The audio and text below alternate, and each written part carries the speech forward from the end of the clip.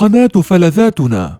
سبحانك ربي يا رحمن، يا من كرمت بني الإنسان، وجعلت الأسرة تجمعنا وتقينا من لفح الحرمان. إن قام الأب بتربية للروح وأيضا للأبدان، وزرع الخير بأبناء وأسس ذياك البنيان، فسيحصد من ذلك خيرا وسيهزم أجناد الشيطان، ويؤسس بيتا للتقوى ويؤيد من رب منان، ويعامل زوجا بالحسنى ويعمر بيتا بالإحسان. قناة فلذاتنا. ويحفظ للأخت محبة، فالأخت كأنفاس الريحان، ويشد بكف لأخيه كي يقفا في وجه الطوفان. أسرتنا يا نعمة ربي، يا وردا أزهر في البستان، يا قارب خير يحمينا إن عصفت أمواج الخلجان. إن عاشت أسرتنا بشرع سنكون معا في بر أمان، سنكون معا في بر أمان. قناة فلذاتنا. Okay, this insider. Okay, the reason why I'm sharing with you this is because I ended up buying this random skin cream earlier for $100, and I wasn't wanting it. It wasn't something I was looking to buy while shopping. I was persuaded to buy it. And the reason why I actually bought this is because I wanted to reward this salesperson for her efforts, because she was following the 5 steps that is powerful when it comes to persuasion. These are the secret strategies that you can try out. So what I'm going to be sharing with you today is in regards to the steps that she took to be able to persuade me to purchase, as well as other customers that she had lining up to basically buy this, because she was cold approaching all of these customers, by the way, and she was able to close these deals. Attention in regards to what she did, because you can try this out so you're able to influence more people. So how this happened was earlier. I was in one of the biggest shopping centres here in London called Westfields. It's massive, right? Just to walk from one end to the other of the shopping centre, other end of shopping centre, it takes like 15, 20 minutes. It's massive, right? So I was walking around looking at all of these different stores and noticed that there was a skincare booth right in the middle of all of the shops.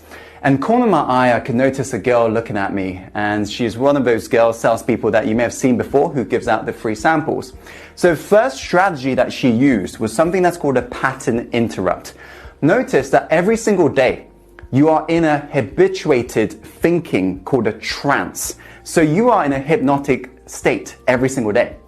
And the reason why it's important for you to understand this is because if you want to get somebody's attention, you've got to be able to interrupt their pattern.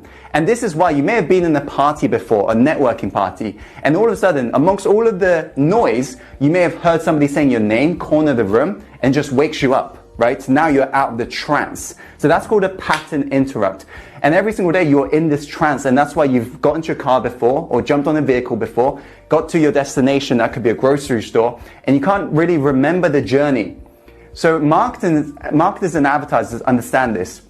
They understand they've got to be able to wake up the consumer so they're more likely to listen to their influence message.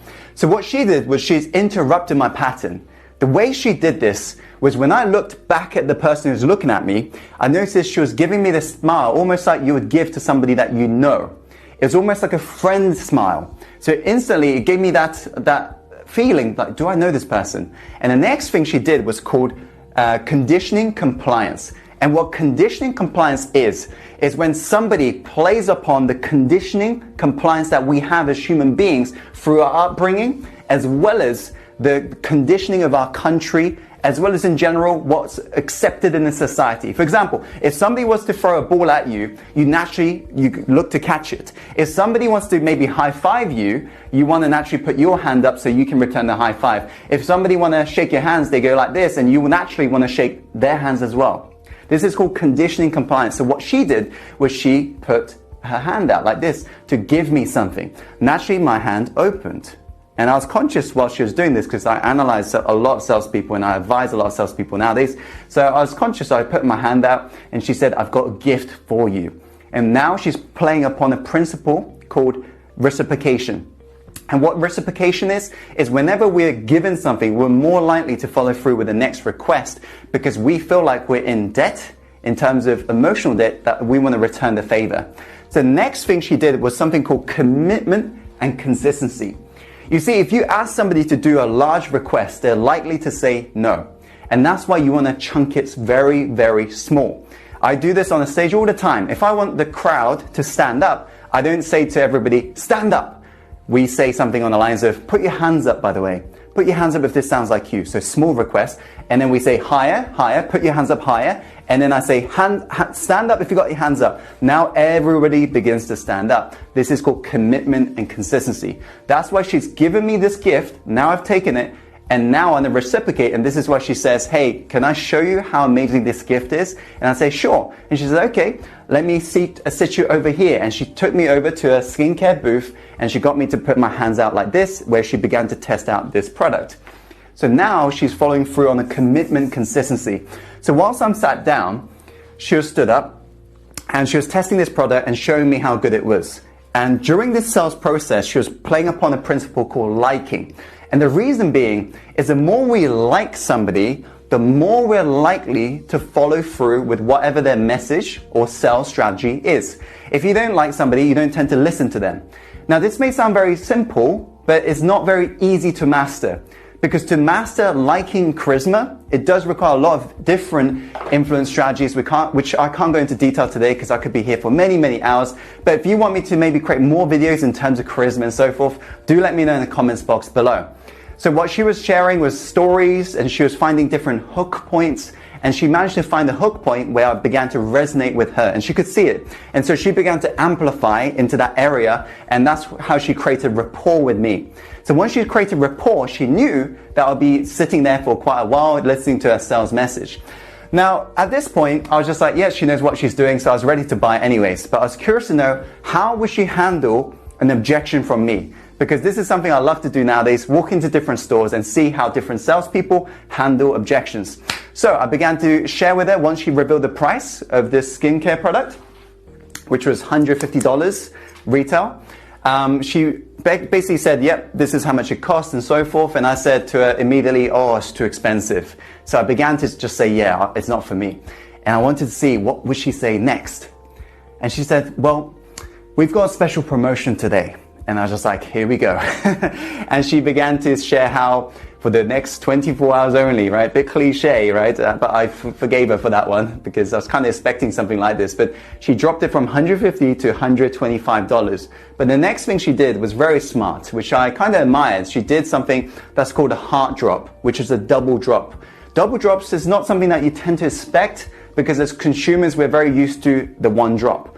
So what she did was she dropped it to $125, and this is a process called price anchoring. You show a higher price, and this is what we're now focused on, and then we drop the price. Okay, now it seems cheaper. Steve Jobs was very famous for doing this back in the days when he was launching the iPhone. Now, the next thing she did, once she did the $125 drop, was I thought that was it. Okay, so I was like, okay, that's still pretty cool. I was ready to buy because I was just like, kudos for her effort, right? So I wanted to give her commission, that sort of thing. But then she began to do the next thing because at $125, I still objection handled her to see how does she handle it. And what she did was she began to push away, which I was like, wow, that's smart. I like that. So what she was doing is a principle where consumers feel like they're the ones in control, okay? And they expect the salespeople to almost be needy.